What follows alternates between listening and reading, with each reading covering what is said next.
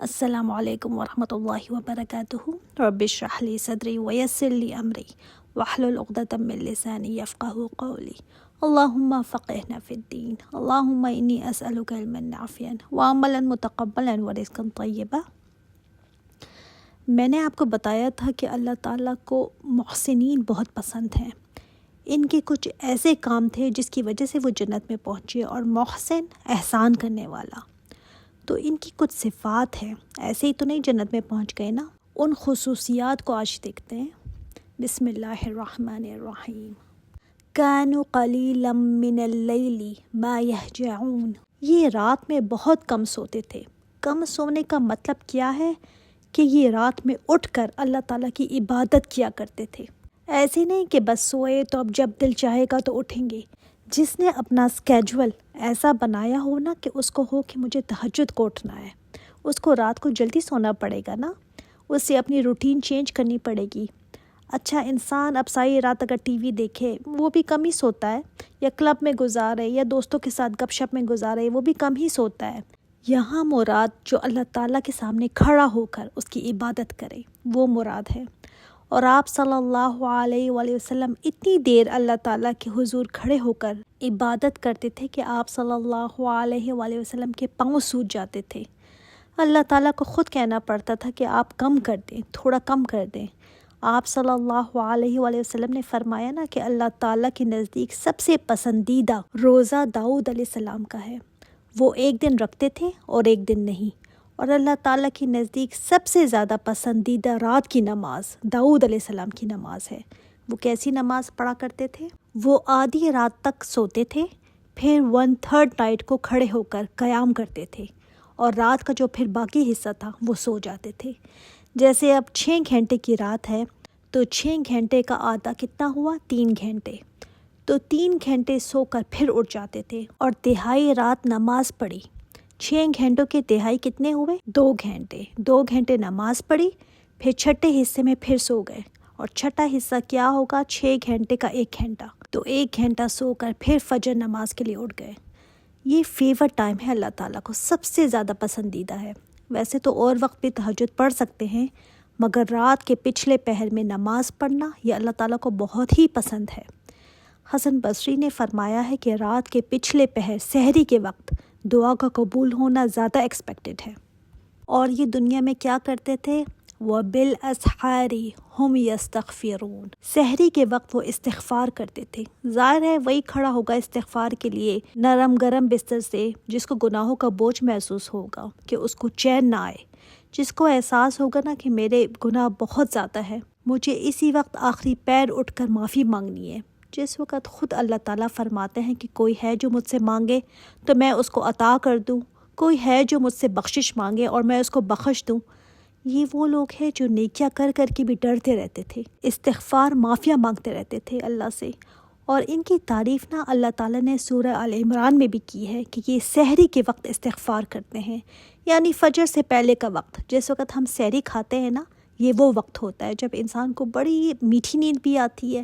دوسرا، اس وقت ایک خاموشی سناٹا ہوتا ہے، تو رات کا جاگا ہوا بھی اس وقت سو جاتا ہے۔ تو اس وقت جو اللہ تعالیٰ کے سامنے کھڑا ہو جائے استغفار کے لیے، اس وقت میں کوئی دیکھ بھی نہیں رہا ہوتا، تو نہ ریاکاری نہ دکھاوا بھی نہیں ہوگا۔ صحابہ کا بھی یہی طریقہ تھا۔ ابن عمر رات کو عبادت کیا کرتے تھے، نماز پڑھتے رہتے، پھر اپنے غلام سے پوچھتے کیا سحری ہو گئی ہے؟ وہ کہتا نہیں، تو پھر نماز پڑھنا شروع ہو جاتے۔ اگر غلام کہتا ہاں ہو گئی ہے تو پھر بیٹھ کر استغفار شروع کر دیتے تھے۔ خاص انہوں نے یہ وقت رکھا ہوا تھا کہ اس وقت اللہ تعالیٰ سے مغفرت مانگنی ہے۔ حضرت انس بن مالک بیان کرتے ہیں کہ ہمیں حکم دیا گیا ہے کہ ہم سحری کے وقت 70 مرتبہ استغفار کریں۔ جعفر بن محمد بیان کرتے ہیں کہ جس شخص نے ساری رات کو نماز پڑھی، پھر رات کے آخری حصے میں 70 مرتبہ استغفار کیا، اس کا نام سحری کے وقت استغفار کرنے والوں میں لکھ لیا جائے گا۔ اس وقت کی استغفار قبولیت والی ہے۔ داؤد علیہ السلام نے پوچھا، اے جبرائیل، رات کا وہ کون سا وقت ہے جو افضل وقت ہے؟ انہوں نے کہا میں نہیں جانتا، لیکن مجھے یہ پتہ ہے کہ سحری کے وقت عرش ہلنے لگتا ہے، یہ اتنا زبردست ٹائم ہے۔ مکھول نے فرمایا ہے کہ جب کسی امت میں سے 15 آدمی روزانہ اللہ تعالیٰ سے استغفار کرتے ہیں تو اللہ تعالیٰ اس امت کو عام عذاب سے ہلاک نہیں کرتا۔ مطلب کسی قوم میں اگر تھوڑے سے بھی ایسے لوگ ہوں نا تو اس قوم کو اللہ تعالیٰ عذاب سے بچا لیتا ہے۔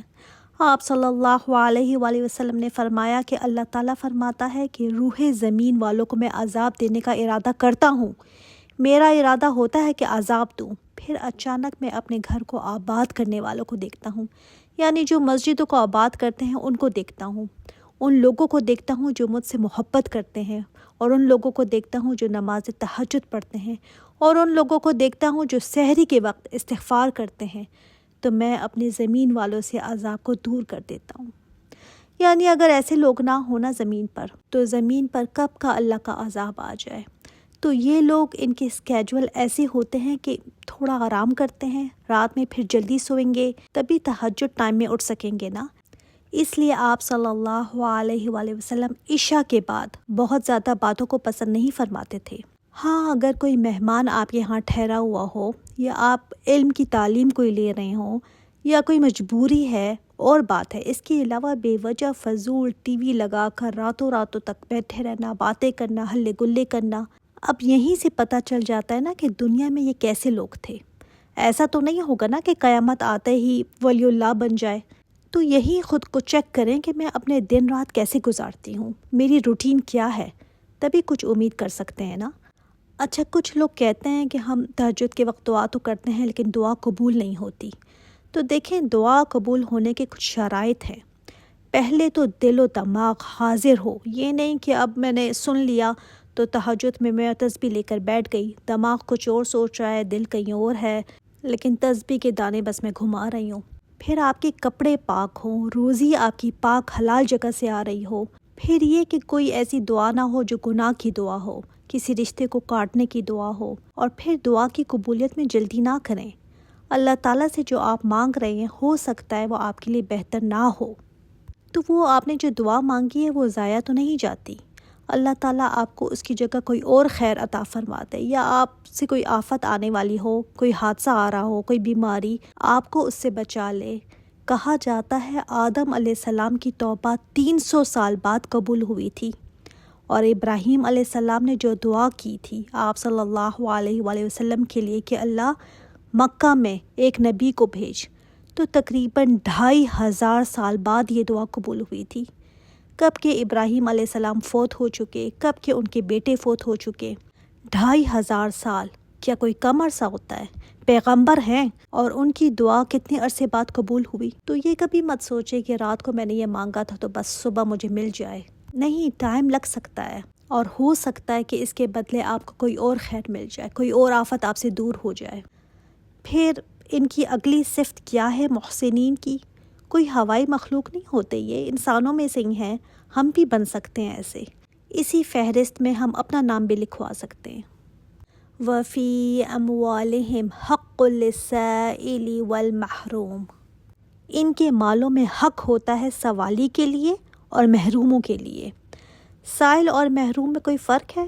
ہاں، سائل جو مانگنے والا ہے، اور دوسرا محروم ہو سکتا ہے کہ مال ہو اس کے پاس پہلے، مگر اب اس کا مال ختم ہو گیا ہو، بزنس میں اتنا گھاٹا ہوا ہو کہ سب برباد ہو گیا ہو، یا سیلاب میں سب ایسے ڈوبا کہ سب کچھ تباہ ہو گیا، آگ لگ گئی، ایسا جلایا سب کچھ کہ گھر بار سامان سب کچھ ختم کر دیا، یہ ہے محروم۔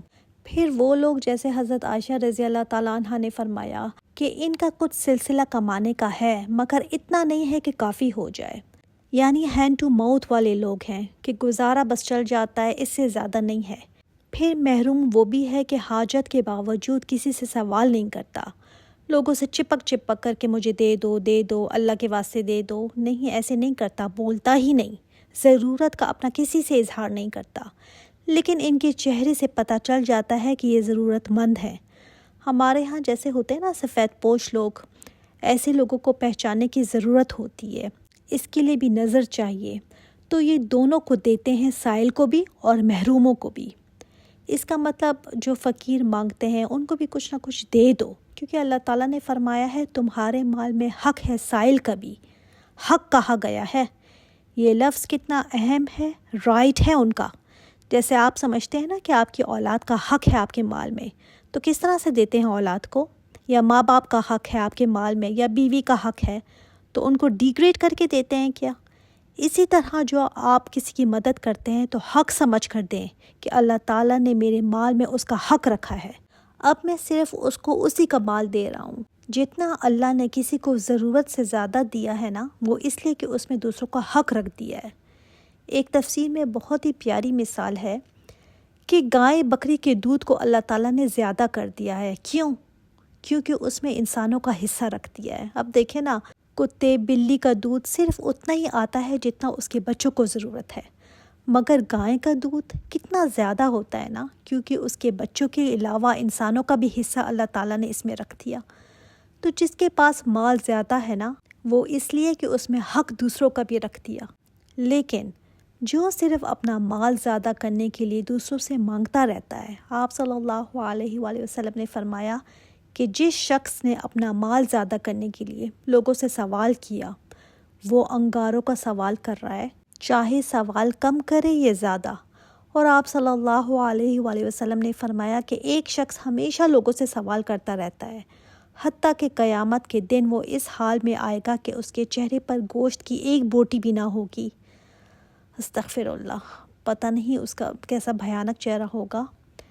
امام ابن جریر رحمۃ اللہ فرماتے ہیں، محروم وہ ہے جس کے پاس مال نہیں ہے، چاہے کسی وجہ سے بھی نہیں ہے، چاہے اس کو حاصل نہیں کر سکا، چاہے اس کو کمانے کا سلیقہ طریقہ نہیں آتا، یا اس کا کام ہی نہیں چلتا، اپنی کوشش کر رہا ہے مگر کام نہیں چلتا، یا کسی آفت کے باعث اس کا جمع شدہ مال ضائع ہو جائے، سب چیزیں محروم میں آ جاتی ہیں، تو ان کو بھی دینے کا حق ہے۔